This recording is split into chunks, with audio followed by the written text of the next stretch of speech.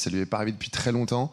Quel regard vous portez sur les deux dernières années qu'il a traversé, ces deux graves blessures, sa capacité à revenir, ce mental qui le caractérise? Et est-ce que vous diriez que pour être dans le groupe pour la Coupe du Monde, il faudrait quand même qu'il ait un petit peu plus de temps de jeu en club cette saison ou pas?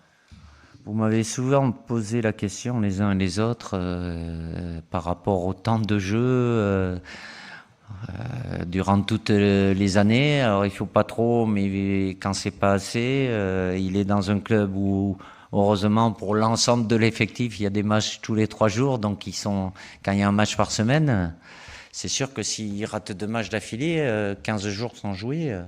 C'est plus compliqué, mais Lucas n'a pas été épargné avec de graves blessures. Il est revenu, il n'est pas encore à 100%, bien évidemment. Évidemment aussi que son mental est quelque chose d'important. Il a ça, c'est un combattant et c'est quelqu'un qui est très solaire et qui, voilà, même quand il n'a pas à jouer, il n'y a pas d'état d'âme ou quoi que ce soit, il est là pour le collectif.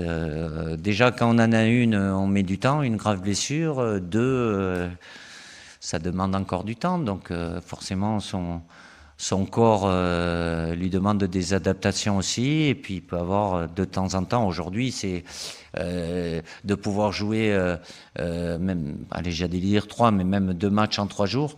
C'est peut-être encore compliqué pour lui, mais ça demande du temps. Il est là aujourd'hui, parce qu'en plus il a la spécificité d'être gaucher et de jouer dans la position de, même s'il peut aussi évidemment jouer en tant que latéral, mais d'avoir un poste qui maîtrise et où il est à l'aise, avec forcément de la concurrence aussi.